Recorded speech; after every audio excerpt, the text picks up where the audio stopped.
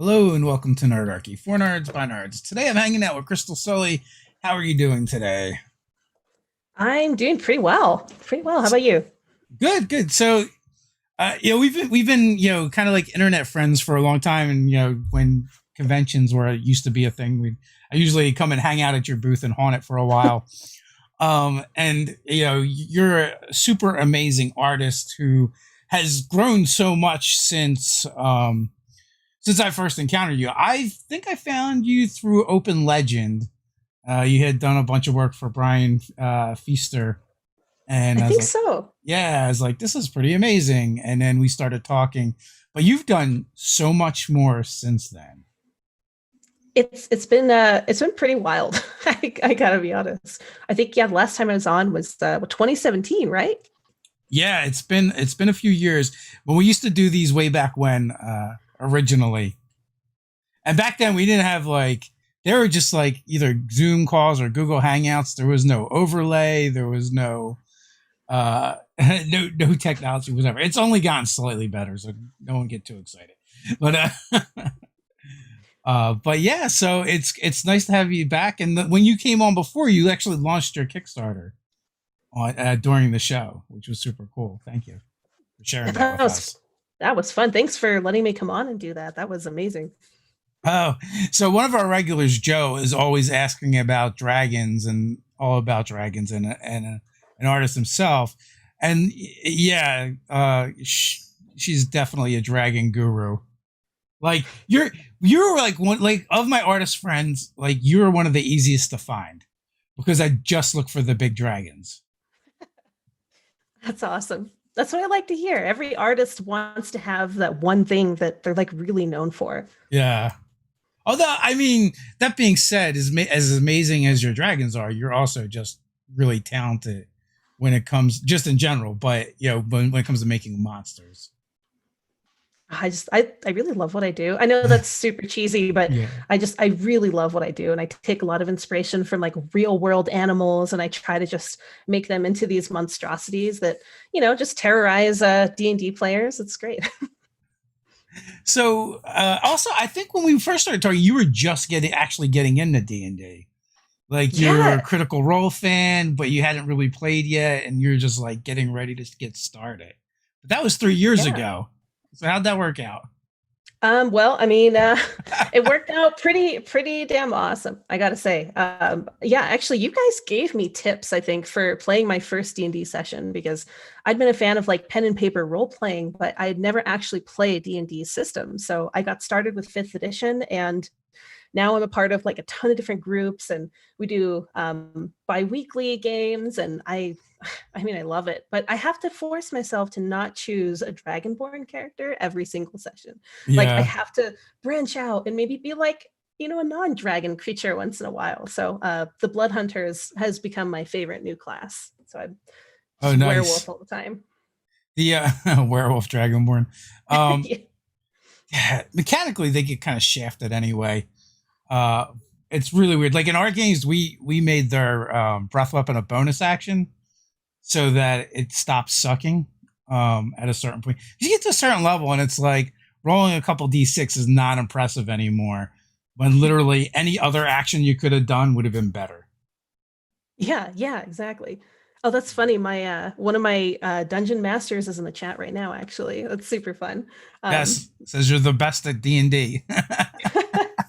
it's which is funny because like I used to be into acting and theater and stuff, and getting to bring that into a D&D game, and math is not my strong point. So it's nice to have DMs who can kind of walk me through the systems and like, okay, so you're going to add, D4 to that when you roll and kind of help me with that. But the actual role playing part is so fun for me. And then I get to, Yeah. draw my character, which is the best part as an artist, I think.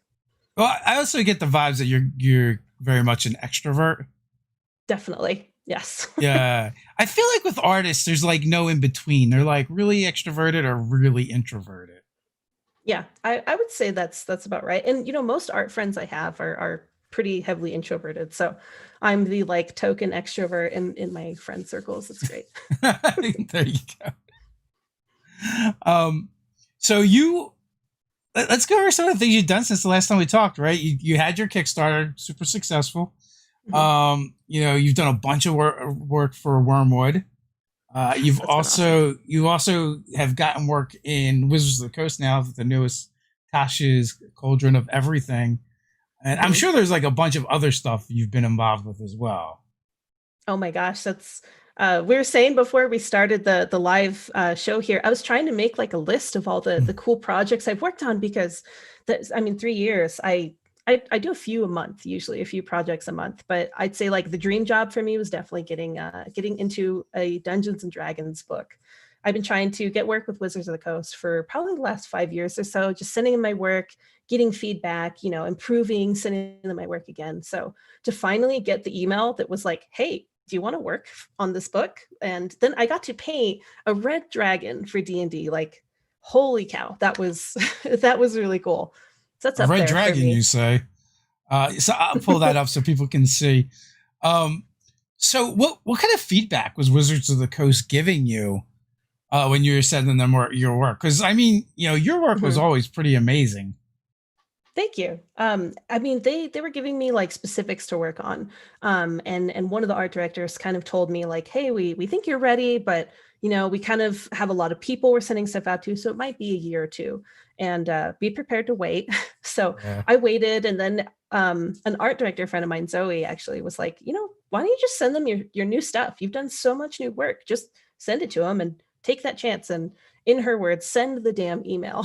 So I sent the yeah, email and they were like, "Oh, wow. Yeah, absolutely. Like we really want to bring you on for this project. And guess what? Here you go. You get to paint a dragon for us as your first thing." So that was really cool. But for portfolio reviews, I met the art directors originally at a convention called Spectrum Fantastic Art Live and hmm did in-person portfolio reviews, and they had some really good feedback about like controlling detail only where it needs to be because I just put detail everywhere. So they had things like that were just really specific notes that they wanted to see to bring my work up to the style they were looking for, and that was really helpful. And they were always so kind about it, which was really important because kind of I've sounds met with like bringing your other. style down a little, not up.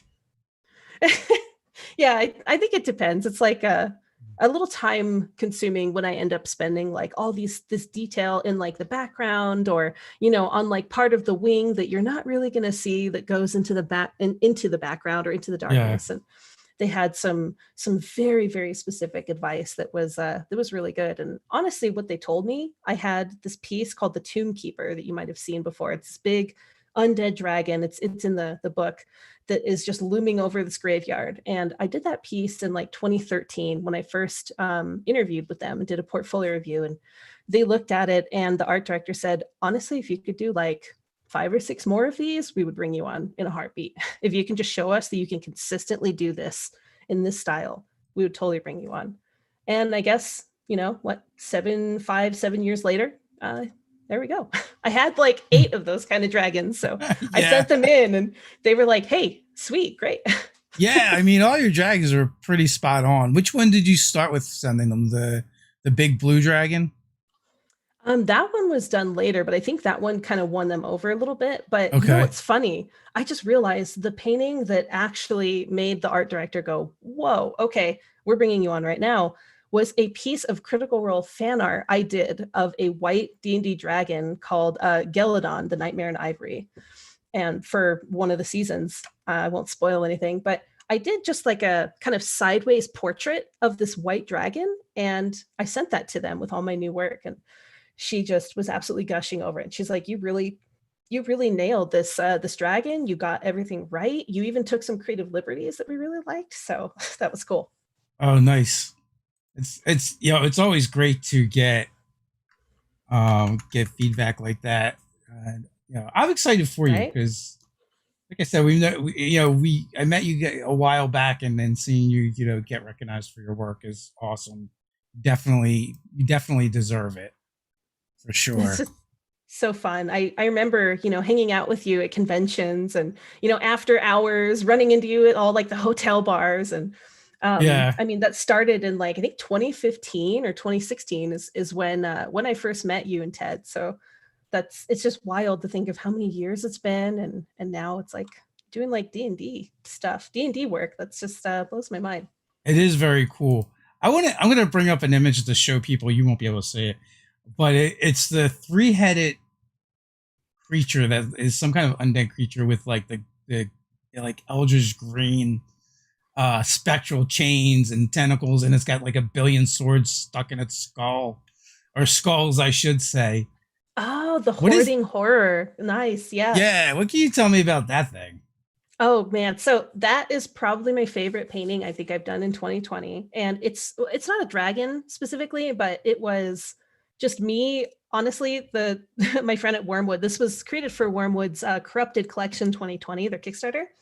And my friend at Wormwood, who kind of, told me we wanted to do this painting, he was like, excuse me, he said, I want you to take off the chains. Like, take the horror based monster that I did the year before, which was kind of a like a line art design that they had engraved on their Wormwood Hero Vault boxes, and they wanted me to do a realistic version of that. So this was kind of taking like a three-headed like logo and turning it into a real monster.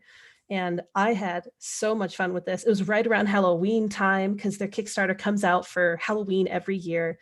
And what's fun is that piece is available as a metallic print right now, and it's also available on Wormwood's, excuse me, their art trays that either hang on the wall or you use them to roll dice. So really There's excited to actually a see link that. in the description too, folks, if you want to go to Wormwood and Yeah, you can see the whole Sully yeah, collection they've got over there.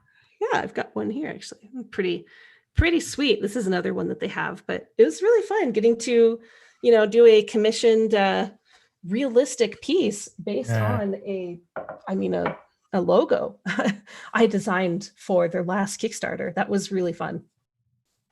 Yeah. So you had mentioned earlier we were talking about like some of these creatures that you do, or now they end up on your Patreon and people can get like the stats for them Mhm. and stuff like that. Is this one of the monsters you can get the stats for? It will be. What's fun is Wormwood actually made the stats for that creature when it was just like a three-headed logo Oh, last nice. year.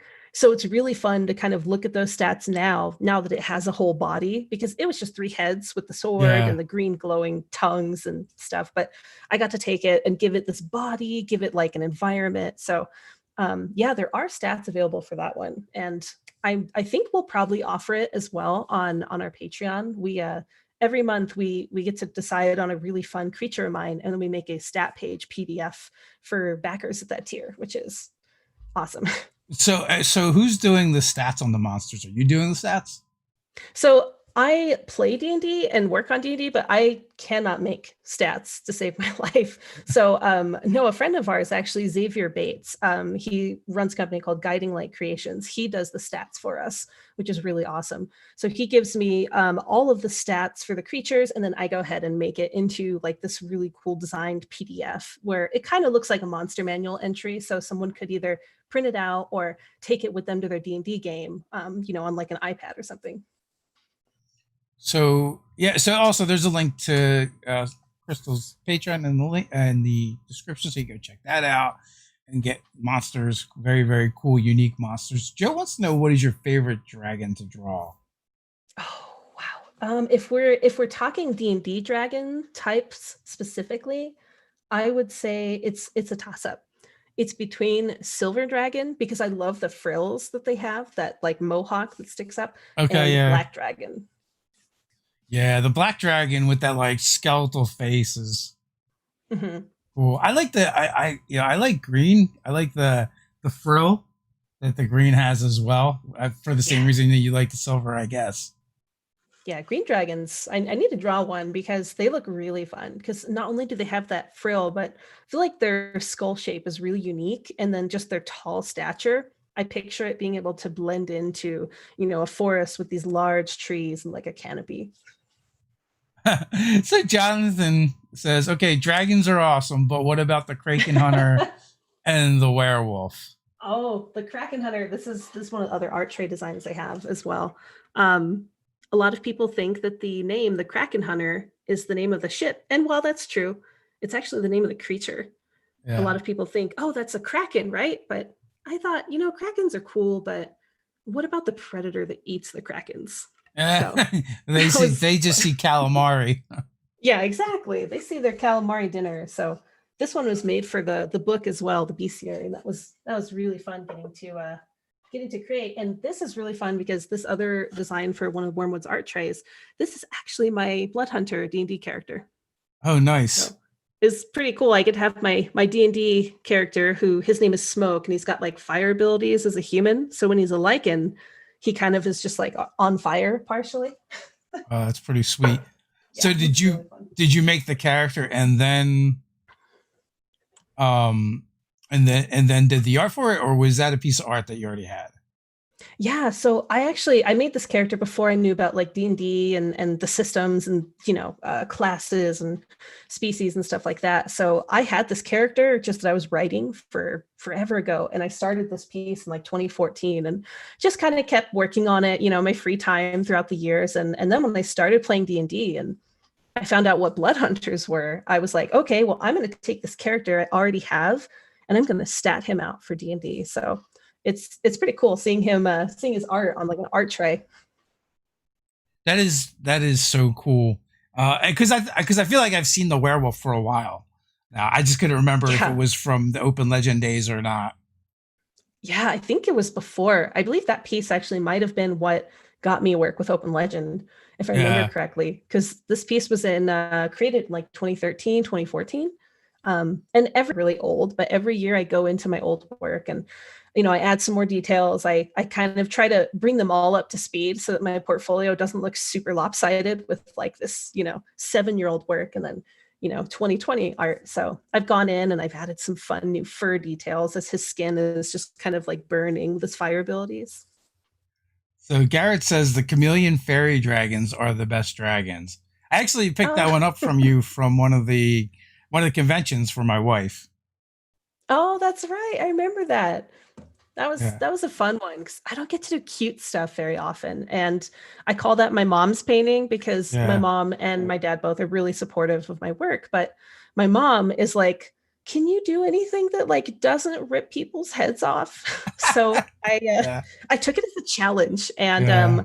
ironically, while I was playing, I got to play some Open Legend with Brian and some other devs on the game. While I was playing, I started doodling the sketch of the horn drake chameleon, and it turned into basically the mascot for my book. And it was fun. It was fun making something that makes people laugh and smile. That it still bites a little bit, like tiny little teeth. It still bites, but it's not going to rip your whole head off.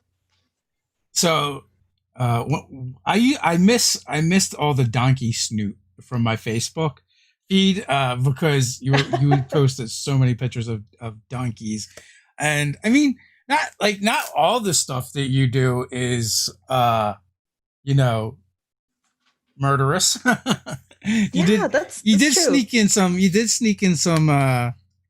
things that are kind of cute and definitely donkey inspired. Yeah, the we call it the I think first a friend of mine actually helped come up with the name. It's called the Terranos, which is Greek for like winged and then I think donkey or something, but really I call it the Pegasus. I mean, let's be real. So it's just the Pegasus, but it's got two S's. I Yeah. thought it'd be fun to incorporate some real life pets into some creatures. You still have donkeys. Yeah, my family, they live on a bunch of acres way out in the middle of nowhere, Colorado. So they rescue donkeys that are usually being sent to the slaughterhouse or, abandoned by their owners. And a lot of people don't realize donkeys live to be sometimes like 30, 40 years old. So when Yeah. their owners age and can't take care of them, oh, there they are. The little baby Yeah. one, too. So cute. Yeah. But my parents, they go in and they help, and I help co-adopt some of them. And now we live really close to them. We just moved, so I get to see donkeys as much as I want to. We could just hop over and socially distance, pet some donkey snoots. There's there's a property that butts up to the back of my property, and they have horses, and we've been Aw. here like 18 years now. So both of the horses that they had originally have passed since. But they have a new horse, which is a bit smaller one, Pancake, and Pancake is really loud. Or no, Pumpkin, Pancake, Pumpkin, and Pumpkin is really loud. And my pumpkin, dog is not cute. thrilled about Pumpkin. And then Oh, also they have a donkey, Otis, and Otis just was. They found Otis wandering around, and and so they took Otis in, and they did find the owner, and the owner was like, "Oh, you can just keep him." So apparently, yes, people do abandon donkeys, and I don't know why. Otis always looks so cool. There it is. That's the horn drake-melian, if you can see that. Yeah, So that's the cute little, almost like a fairy dragon. I guess some people say it reminds them of like a fairy yeah, type it looks like a dragon. mashup of a fairy dragon and a Yeah, chameleon. that was really fun. I'd like to illustrate them again and do some more different versions of them. And I have so many ideas, so many creature ideas. We'll definitely look into making a second book someday. My brother says the horses stab it and murder. I feel Oh, like were that those might their names? no. It used to be Buster and Static, but I think my son might have renamed them. And there was also definitely a period of time where my kids claimed that they owned them. Um, but they're just in behind our backyard. Joe wants to know how much time you spend on a piece. Ooh, that's a really good question. I think it depends on what type of piece. So for something like the horn drake-melian, where it's just a creature that doesn't have too much of a background, that's more of like anywhere from 6 to 10 hours or so of painting time, and then getting in there and painting all the little scales and the teeth and stuff. But when it's like a bigger piece, like actually the Kraken Hunter is the best example of that. This full piece, this illustration with the background and all these different elements, probably took me at least a month. So I'm not the fastest painter, but I like to make sure I get enough details in, and I like quality over quantity most of the time. So if a piece is taking me a little too long, I like to just make sure that I'm giving it my all, and not rushing anything. So, are you running any games? Running, no, but I do want to learn how to DM. I think it would be really fun. And I love telling stories, and I love working with people and just creating scenarios and situations. So it's someday, You already someday you it'll already happen. have everything you need to run. You just need to do it. Uh, it's I feel like for you, it's probably a matter of setting aside time as well Mhm. to prep, Definitely. because I know you're drawing constantly and illustrating, and got to keep the food on the table. I know. Yeah. I've been, since even before COVID hit, I've just been doing client work back to back. And it's Got not to do cheap like, keeping a well kept booth beard. yeah, I So know it's true. That's an adult human male. I mean, they eat a lot. They yeah. require specific care. It's been really fun though. I'm always busy, but they're really fun projects. I'm lucky enough to get to pick and choose who I work with, and like another fun one too that I forgot to mention is Dwarven Forge. I got to do all of the monster concept designs for their latest Kickstarter, which was absolutely incredible, because then they send it to their sculptor, who sculpts things like traditionally with clay and then makes like resin casts out of it. And I get these like picture updates that say, hey, look, here's your creature in 3D, like sculpted like a huge dragon I designed. And then they ran that on Kickstarter, I think in September. So that was really cool. so I want to bounce back to donkeys a little bit. So Of course. Mike Gould is a big fan of your artwork, and Oh, thanks, Mike. he says locally they have a pack of coyotes, so they usually keep a donkey or a mule around to keep the pack at bay. But that dovetails into perhaps a were donkey hunter of werewolves. That would be really cool. It would be fun playing with that too, because you have like a predator and a prey being mixed, and getting Yeah. to decide like which prey features do we keep and which predator features. Like that'd be a lot of fun. Also, like the idea of a were donkey, like it's kind of like it's going to look ridiculous and silly until it like stomps the hell out of your skull. Yeah. And sometimes silly is really the best option, which is funny coming from me, because most of my monsters are these nightmarish like horrors from Yeah. hell. But like as seen by the Cerberus saber-tooth undead thing that you just had up before. But I think it's fun playing around with silly concepts. Yeah, for sure. So do you have any more boxes to check off? I mean, Wizards of the Coast was a big one for you. You said before. Like, you have Mhm. interest in doing Magic the Gathering, or I know you're a huge Star Wars fan. Yeah, Star Wars was really fun too. I worked on two Star Wars properties at the end of 2019, and one of them just got revealed with Star Wars Legion. I got to do a few illustrations, like for the cards and the boxes and stuff of Darth Maul, which is my favorite character of all time. So that was like, okay, dream job checked off the box. I got to illustrate Darth Maul for Star Wars. That was incredible. But I think as far as what's left, for sure, would be I think Magic the Gathering would be a lot of fun. And I don't play, so D&D was near and dear to my heart. That was the like ultimate dream job. But there's something about getting to work on Magic the Gathering as an artist that just feels like a goal, like a cool resume item to say, hey, I got to work on Magic. That would be pretty Yeah, neat. that definitely would be cool. What about personal projects? Do you even have time? God. I haven't had time, Or honestly, has since running a Kickstarter totally turned you off? Because yeah, it's a a little lot. of both for sure. We made a lot of first timer mistakes with our Kickstarter. We're still shipping out books to our very patient, awesome backers, and if we did another Kickstarter, which I'd love to do a second book, we got to travel to Scotland and Norway and kind of experience like the cultures there and go to some sites that really focused on mythology and check out just I mean, like the Viking ship museum. And I have so many ideas for monsters based in Norway for a second book.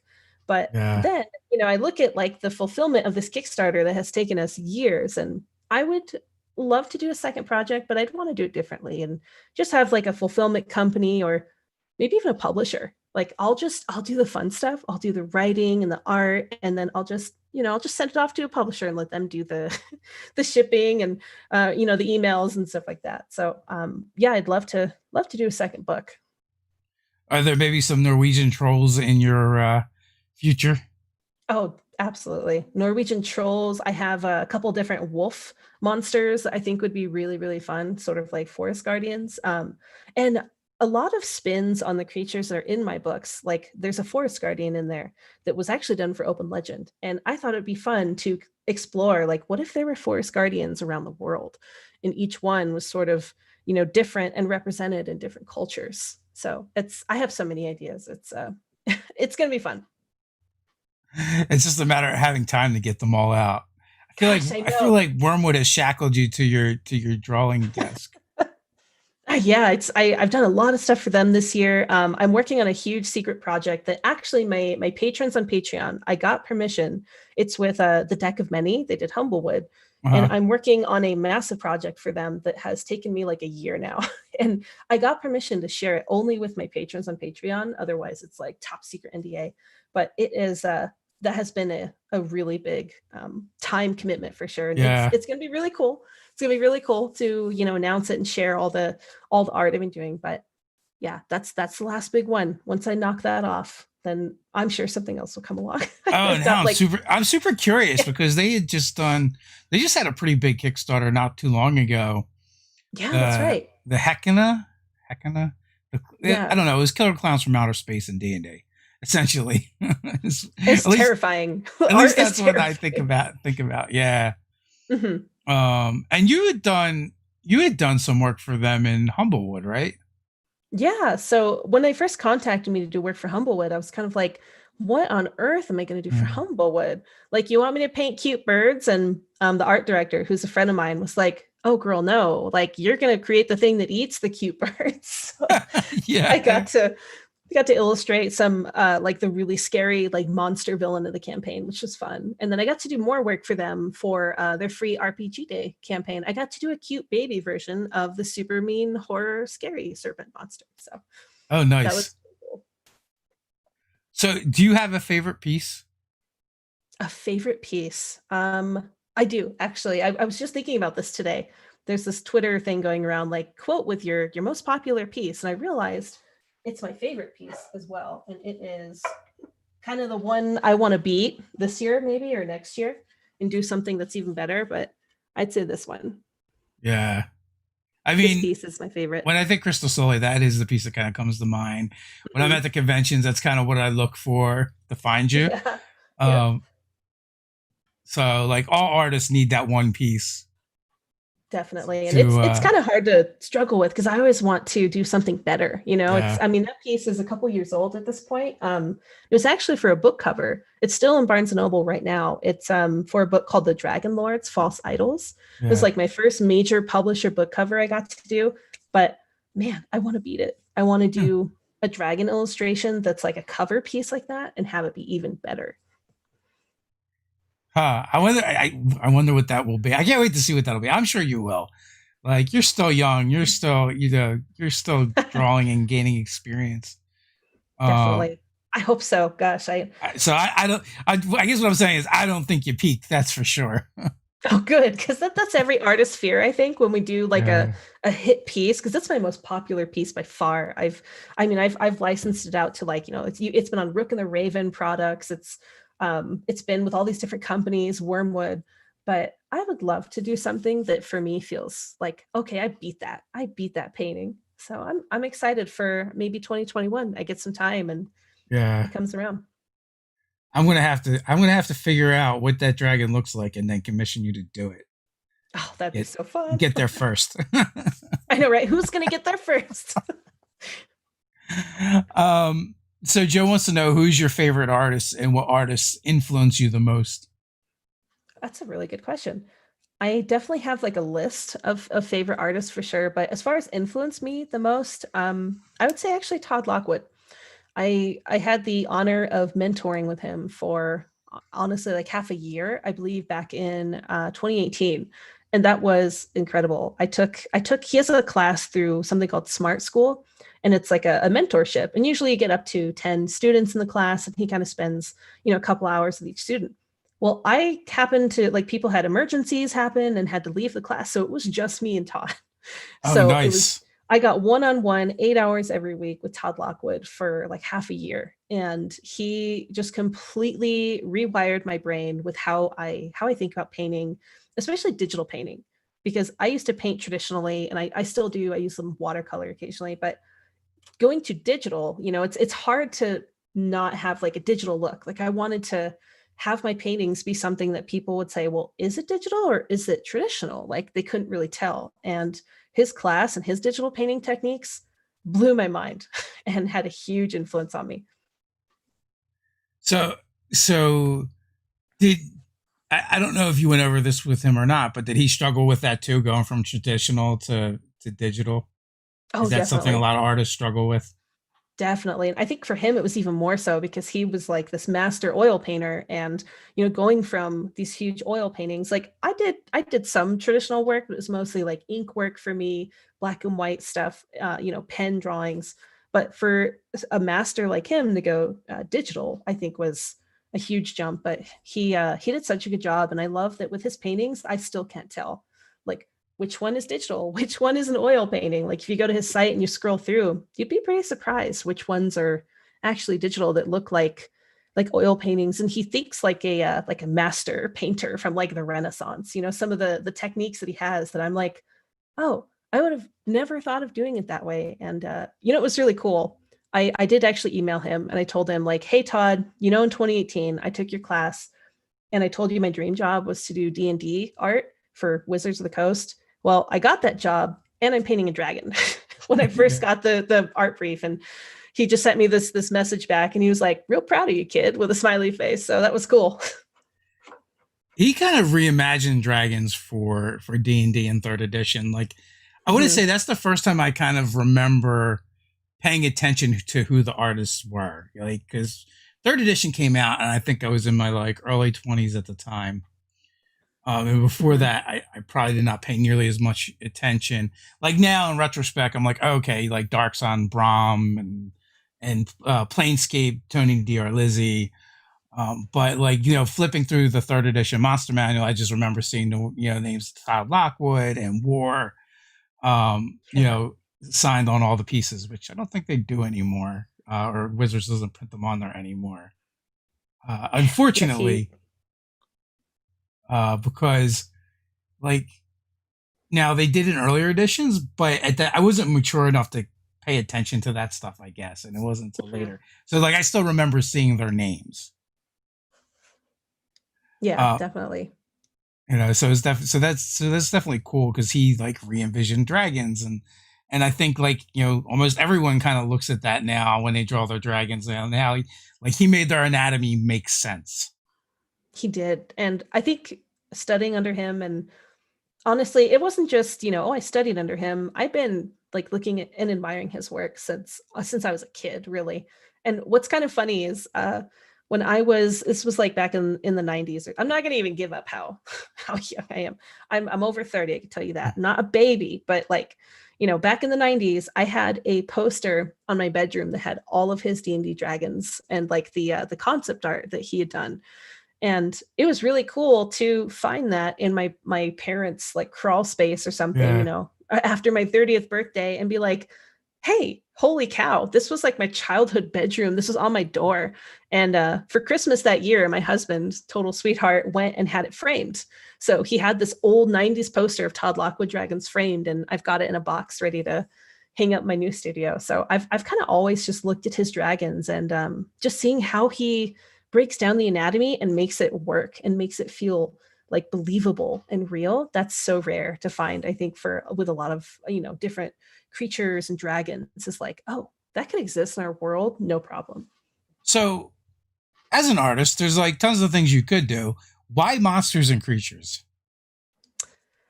I just really, really love drawing them. Like, I know it's so cheesy, and I went to art school, and my art college was very like traditional, and we had to paint naked humans for like 4 years, life painting, life drawing, and then once I started to get to the end of my schooling, there was a animal anatomy class, and I just lost it. I was like, this is so cool. We got to go to the Denver Zoo every like Friday and just go around drawing animals and taking tests about like their anatomy and this and that. And it kind of clicked for me that, my teacher said that. He's like, your work here is like amazing, and your work in the life painting is maybe not so amazing. So it was cool to realize that, because I think as Yeah. artists, you don't, I mean, you draw whatever you want, as a youngin, and you don't realize whatever it is that you just sit down and you're like, yeah, I just want to doodle something. Whatever that something is that your brain just decides to do by itself was the direction I need to go in for sure. So I love it. It's always nice when your skill set matches up to what you like doing. Thank God. And thank God there's like a market for it. And I mean, I found the D&D community and tabletop RPGs because, going through college, once it was established that I was the teeth and claws girl, as my Yeah. my teachers lovingly called me, um, a couple of them, used to say like, well, I don't know what you're going to be able to do with that, as far as a career goes. So that was really fun getting to find out that no, there's actually a huge market for this. And it was tabletop RPGs. I mean, every cool group of heroes that people play and create, they have to have something that they fight, something they go up Yeah. against. And when your party enters in some giant ceilingless cave that's so big, you can't see either side around you, and in your flickering torchlight, the head of a dragon bigger than a bus slowly creeps into view with a deep rumble echoing throughout that chamber. Like, that's what makes a D&D game fun to me, and to be able to bring that to life has just been like, I love what I do every day. I want to reiterate you have everything you need in order to start GMing games. Well, so I have friends who play, and they're like, Yeah. I'm terrified to play under you because, I mean, this is my reference material Mm. for, I mean, this is literally a scenario right here that, friends who would be future players are like, hell no. I'm not playing with you. I don't want to fight that thing at, level like 5.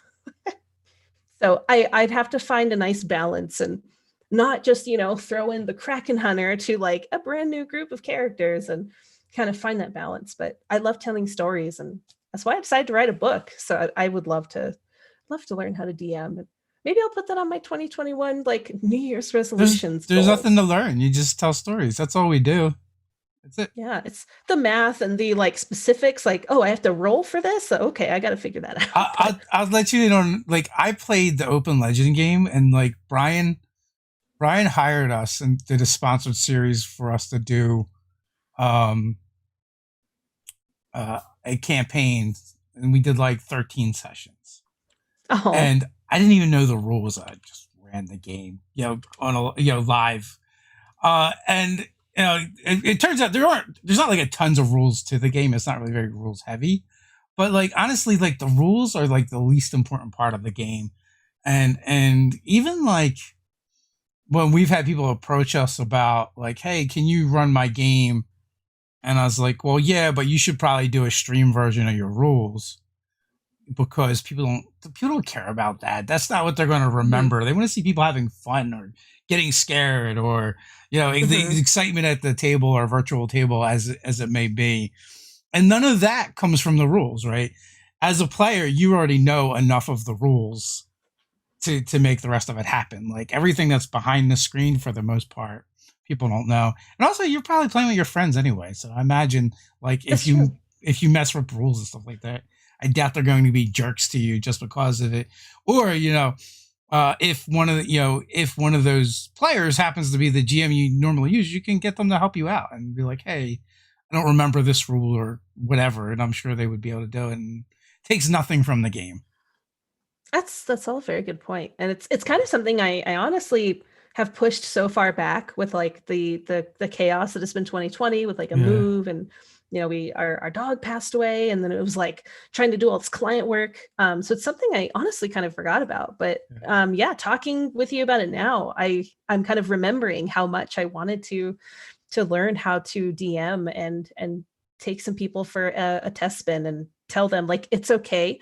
You're not going to face a monster that, is way overpowered right away. Like we would have to balance it. And it's not just monsters. Telling stories it's why I wrote my book. I really I love it. I love telling stories of like human and creature interactions. So like with the horned drake chameleon, it was so fun making like a cute little creature that, we made a stat page for that for our patrons, and it can be, treated as a companion. It can bite people for you. How cool is that? Like you show up, can you imagine you run into some NPC and he's some explorer with a drake chameleon on his arm and like an Indiana Jones hat? Like I could have a lot of fun with that.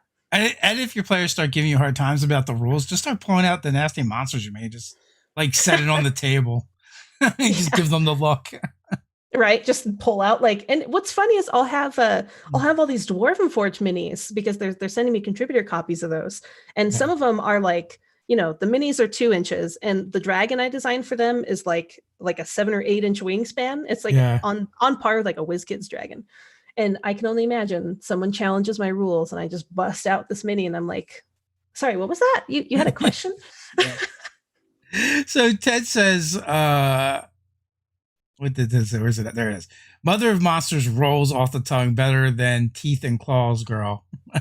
I could definitely feel that. I don't know. The first time you came on a live chat, I dubbed you Mistress of Monsters. Mm-hmm. I've heard all of it. I've heard Mistress of Monsters, Mother of Monsters. Sometimes people just say Mom, like M.O.M. It works. You just fill in the M's that you need. Yeah, Maker of Monsters is usually the one I use, but it's like they're all MOM, so it's it works. You need a mom tattoo for sure then. Oh my gosh, that'd be funny. And I love my mom too, so if people see it and they think it's actually like a tattoo about my mom, be like, yeah, it is. But D&D friends, they would know. Do you have any new tattoos? Oh gosh, new tattoos? No, I wish. I kind of stopped after my my Star Wars half sleeve got finished, and they were coming out with all these new movies, and then the Mandalorian came out, so I kind of was like, you need a Mandalorian tattoo now. I do. I definitely do. I originally was considering Boba Fett as it was, so that was kind of fun. I almost got Captain Phasma tattooed before Force Awakens came out. Glad I didn't, because she got a whole like 2 minutes of screen time. Star Wars in general is just like, they make these really cool characters, and I don't understand why they can't figure out these characters are going to be like the winners and just put them forward, because they're terrible at it, and they always have been. And it seems to like, it doesn't matter who's at the helm, they just can't figure it out, and they trash those characters like super quick, or don't give them much time. Yeah, and then they have to go back. So I'm like when I say I'm a Star Wars nerd, I'm like, I was an extended universe Star Wars nerd, so I've read most of the books and everything, and Darth Maul specifically is like my focus. And we've been rewatching all of Dave Filoni's Clone Wars, and it's been really fun to see how, people have had to go back and sort of reinvigorate like Darth Maul and some of these other other villains that originally, yeah, they kind of just shoved them aside after their couple minutes of screen time. So that's And, been and then the fan base like gloms onto those ones. yeah. Oh my gosh. We were actually at Star Wars Celebration. So we used to go to a convention for fun, believe it or Mhm. not, like once every couple years Who when does Celebration. that? I know that's unheard of now, but they actually unveiled the whole Darth Maul Clone Wars thing there, and I think I Yeah. actually cried. I was so excited. And we got to meet Sam Witwer there, which was really cool. He's really nice. He does the voice for Darth Maul in the Clone Wars, and he also plays Starkiller at Force Unleashed. And what was cool is I shared my new Darth Maul piece that I did for Lucasfilm for the Star Wars property, and Sam Witwer retweeted it. That was cool. That is awesome. You're That was friends really with cool. Brian Stillman too, right? Yeah, yeah. And he did Plastic Galaxy, Yes, which that's so was like cool. a documentary on Star Wars toys. And I'm not as big a Star Wars nerd. Like I enjoy Mhm. Star Wars, and we're watching The Mandalorian, and it's fun. So good. Like It's I so good. didn't read all the books, and I don't know all the trivia. Mhm. Um, but Oh, we just all over it. yeah, but I love listening to him tell me the stories of interviewing the people. Mhm. And he's like, yeah, I was interviewing so and so, and right there in front of me was the Death Star, uh, X-wing run to blow it up, and like the stuff like that is so cool. It's really fun to geek out on other people's passions and what they're into.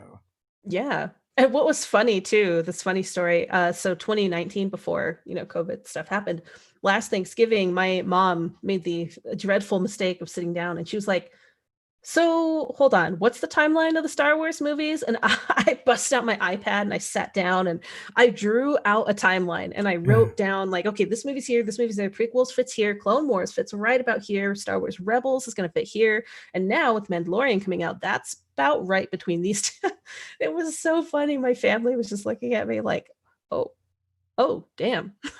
I am That was enjoying The amazing. Mandalorian. I have no idea when it takes place. I love it. And it took us a bit to figure out, but a couple of the Yeah. character appearances have made us go, oh my God, it's between this and that. And I love it, especially season one or no, season two, episode one. I won't spoil for anyone, but I Yeah. obviously really liked that episode. That was cool. Have you played any of the Star Wars RPGs, tabletop RPGs? I haven't before, but I've done like Star Wars character like role playing since I was in middle school, and Yeah. I'm about to start my very first Star Wars kind of D&D type game using all Star Wars stats. And that's going to be awesome. Making a Zabrak seeker who's going to be pretty cool. Have like Which a cool system are story. you guys using? We are using, I'm trying to remember what one it is. It's not like Star Wars Legion or anything like that. I think it is still Fantasy Flight Games. So it's like the Yeah. Fantasy Flight Games. What is Legion? I'm not familiar with that one. Legion is with like the miniatures, like they sell Oh, the, okay. Yeah. yeah, like the battles. And it's funny, all the Star Wars knowledge, I don't really know much about Legion, the Star Wars property I got to work on, but Oh, that's funny. that's I got to paint Darth Maul for it though, and that was the coolest What else really, really project. matters, right? Yeah. No. So my son just started us. I think they just had their second session. And they're playing. It's SW5E, which is completely unofficial. Yeah, we almost played that. We almost did that. But then our DM was saying that the Fantasy Flight game Star Wars system is a little easier to grasp with the different dice. I thought I had them on my desk here, but he sent us some of the Force dice that they have, Yeah. and that's been really fun learning how that system works. And We've played some of that. I had fun with it. And then I also played in the same GM made a Fate Accelerated like Star Pilot Star Wars game, and I think I just took a pre-gen and the Darth Maul race. That's a Zebrak, right? yeah, And I played one of those, and the only thing I knew about them is they're jerks. Um, and it may not even be true, but that's all I know. I know Darth Maul. That's it. He was kind of a jerk. They must all be Mhm. jerks. Yeah. Um, little stereotyping there. Yeah, So yeah, it's fun. and I know like at some point like we got strapped with these like apprentice pilots that we didn't want, Hmm. so I got mine killed. Oh, I that's invented funny. I invented a maneuver, so I've called the shake and bake, or was it the slingshot? I think it was the slingshot, and I just stole it from Talladega Nights. So Oh I my had, god. and so these recruits would just listen to whatever we said. So I had them follow real close, and like I dive bombed one of the enemy fighters and pulled up at the last minute. And I said, "Listen, you just need to pull up when I tell you to." And as soon as you need to start firing as soon as I tell you to. And then I pulled up and told them to start firing, and they did, but they were so close there was no chance that they were going to miss. Oh no. Oh no. That's pretty funny though. Yeah, yeah. Like I I'm said, excited. all I know is they're evil jerks. That's it. Well, I would tell you, mine is not an evil jerk. She's like an actual, like she's a force user. She's a good person, and she's Yeah. struggling with, I mean, light side versus dark side, the pole, and just has some cool. She has some cool backstory elements, and no tragic backstory. It's kind of tragic, but I thought it'd be fun to play with a character who actually has family still alive that very much care about her because it gives her something to fight for and something to worry about as That far as sounds like like an character motivation. attachment. Yeah, exactly. So she's but it's kind of fun. She's like I think a seeker is Yeah. the path I went I went with. But I created a character and then I contacted my DM Ben about it and I was just like, okay, where like does she fit? Like what should her stats be? Because I've never used Fantasy Flight games and I still am grasping D&D 5e stats. So he's been really helpful though, helped me like figure out, okay, her stats are gonna fit here and I'm excited. I think It's it's gonna be not fun. it's not a rules light system. It's pretty complex. There's a lot of skills, there's a lot of stats, Yeah. there's skill trees, there's a lot going on there. It's almost like a video game, and I really like that because I'm a big gamer myself for video games, and I picture it like an Assassin's Creed game where you have like your different skill trees, and once you start one tree, you can kind of choose where you put your points into. And I Oh think yeah, that's you're gonna be it's fun. probably easier for you than me then because I don't really Hmm. play many video games. Oh yeah, So, I just see a love page that. full of stuff and boxes to check. I'm Uh excited. I can't wait to like take my two favorite things, like D and yeah. D, Star Wars, and actually mix that. And not even D&D, just like tabletop games. Because looking forward to that every week is what keeps me going. Just that time with friends to just be silly and create a story together, and then I get to bring Star Wars into that. Like that's gonna be great. Yeah, I mean, we had a lot of fun playing that game, and as you play it more, you get used to like sorting the dice. Like that's like the biggest thing is sorting the dice. And Yeah, then once he you're was fast at explaining. that, Yeah, trying to figure out what they all mean and the yeah, symbols. But I kind of like how the system works actually, just to kind of get a little nerdy here for a second. But like with D&D, you make your roll and cool, natural 20, I aced it. Or yeah. in my case, I have a curse, by the way. In D&D, I roll nat ones and then a 2 and a 3 pretty much 90% of the time. Doesn't matter which dice I use, where about the dice, what kind of scenario it is. I roll the most natural ones of anyone I've ever played with. So I like the Star Wars system where you roll a whole bunch of dice and then it's like, okay, well, this is a fail, but this is a succeed, but this is a fail. So you have 2 and 2. So it gives the DM more freedom to come up with the scenario. Like, okay, well, while you failed your main thing, your foot slipped, kicked off a switch, and, I don't know, that switch ended up bringing something that smacked the enemy guy in the face and gave you a little bit of a little bit of a boost. So I like that. Yeah, yeah. I know like one of our players would use the app, which was great because it would just sort the dice for you and just give you the result. Oh, that's cool. Yeah. I ended up so at the time that we started playing, you could not get the dice. Like they were Oh, just you just couldn't get them. yeah. And I ended up buying like a bunch of starter sets to get just to get the sets of dice. I have a separate like giant dice bag just full of Star Wars dice because you really need like 5 sets of them to Yeah, actually play with. I needed at least two. And what was really cool though is I just to like gush about him a little bit. My DM, Ben Zweifel, he did a ton of art for the actual game. So dude's got like contributor copies and sets of dice all over. So he was able to send me 2 sets that have all the ones I need. And it's kind of fun too. He's like flipping through the rule book, showing me, and he's like, "Oh, look, I did this double page spread." Or like, "Oh, look, I did this piece too." And so Yeah. that's really nice. Cool. Is everybody in your game, are they all artist people? Yeah, they're either artists or art directors, which is really fun. Getting to work with everyone, and one of which was an art director for one of the Star Wars projects I work on. So Oh, um, nice. that was fun for one of the 2019 things I got to do, and it's Your all friends. game, So your games are gonna have the best character art. oh, I'm so excited. I already did a little sketch in my Zabrak, and I Yeah. had so much fun. I've been playing Jedi Fallen Order and going through like the Knight Brothers. Like, okay, what kind of Zabrak are we gonna do? What kind of skin tone? And I mean, like Star Wars is my whole life. If I'm not doing like tabletop stuff, so I'm in heaven getting ready for this game. We were playing the Expanse, or we are playing the Expanse, and for a while we had one of our Ooh. players was Hankrin from Runehammer, and Hmm. he does this like really heavy inky kind of doodle. I don't want to say doodle, but it's kind of doodle, but that seems like a really simplistic way Hmm. of describing how he draws.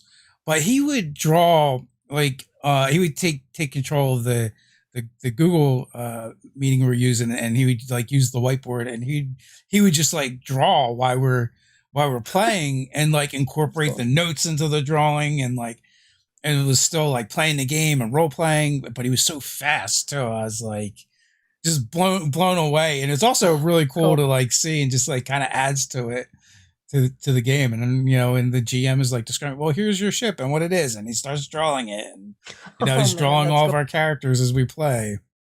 We have a player like that as well in our usual like online home game. My friend Corey, who's ironically he's also a D&D artist, and he a lot of sessions will have like a bunch of sketches of like the monsters or characters or fun little scenes, and my friend Sam, she also has sketches. It's fun. It's fun playing with artists because Yeah.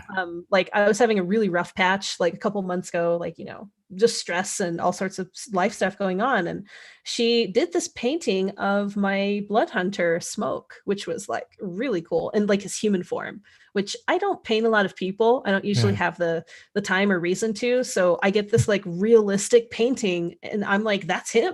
Like you painted my character, and Yeah. that was just so cool. That was It awesome. That is cool to see other people make your stuff. Hmm. I know, like I've told this story before, but I ran into Chris Seaman at one of the conventions, and he Oh, did. he's lovely. Yeah, did you see his? Did you see the Goblin Hucker art that No. he did? So at this point I don't even remember which book it's in, but it's an ogre that wears this contraption that's basically a catapult that launches goblins wearing spiked armor out of it, and like That's amazing. yeah, it is. And so he did the art for it, but like he had just gotten the mini of the piece of art that he did of the Goblin Hucker, and he was showing it to me, and it was really cool to see like how excited he was to get that. He's like, I made this and I drew this and they made it. That's cool. Oh That's man, going to be the that's next like with step the for you. You're going to draw something, and then they're yeah. going to turn it into a miniature. Yeah, that's kind of what I was doing for like the Dwarven Forge stuff. And I wish Yeah. I had sent you pictures in advance. I completely spaced on that, but that's been really cool to see. Because they had their Kickstarter for the Wildlands thing that they Yeah. did. And I got to do, let's see, I got to design were tigers that are about human miniature size, a little bit bigger, called the Wailuli Hunters. And then I got to design a swamp basilisk. And this was so crazy. So I designed this, you know, basically a cobra basilisk, if you can even picture that. Like Oh take a yeah. D&D basilisk, still the spikes along the back, but I made it lithe. I gave it a cobra hood, a Yeah. couple false eyes on the top of its head. And they went, these mad geniuses went and they put LEDs in it. So Oh the yeah. lights and the false eyes and like these venom sacs behind the Yeah. ears, like they made it all glow, and they like send me pictures of it as they sculpt the minis, and then they had the final prototype and sent me all these videos of it with the light glowing with the Yeah. eyes. That's like Did the a original whole other illustration feeling. have those glow effects? Yeah, I painted in the glowing eyes, and they mentioned like, hey, we're gonna play with LEDs and see if we can, maybe have this be like a glowing Oh effect. man. And it's just the coolest thing. And yeah, so if you guys want to check that out, it's Dwarven Forge Wildlands is the one that they did, and they've got like Kickstarter videos and Twitter posts They're like about all mad these scientists creatures. over there. Right. And then I got to do a dragon for them, which was cool. So my Yeah. first ever like dragon mini. But it's fun. I've been getting into sculpting myself actually. So Oh, cool. we've been discussing I'm about to upgrade my PC computer to really use ZBrush because right now it's my laptop struggles a little bit. And maybe we'll have minis of our own someday. Maybe we can So all do that. digital sculpting, or are you doing like physical sculpting too? So it'll be all digital in ZBrush, but I used to do traditional sculpting, and it's really fun to take what I learned traditionally using Super Sculpey and kind of apply that into a digital sculpting space. And Yeah. right now, I use this app on the iPad called Nomad 3D that's like kind of basic, but you start off with like your little digital, circle of clay. And I've been making dragons and dragon heads to use for my art so that I get my perspective right, I get my lighting right, and I throw them onto the PC and light them in Blender to get some cool effects. Well, we are up just past the hour mark, and I'm a little crunched for time today, or I could sit there and gab with you all day long. I know, right? So, final thoughts before we head on out? Just really excited to be back. I can't believe it's been 3 years. I miss I you know. guys and miss seeing you at conventions for sure. And this Well, at definitely least helps that make up for hasn't been that. 3 years. But Oh, I know, right? This helps make up for that a little bit. yeah, The convention, missing seeing all of our friends, but yeah, for I'm sure. excited. Well, congratulations on all your success, Crystal. You definitely deserve it. And everyone else, until next time, stay nerdy. Thanks.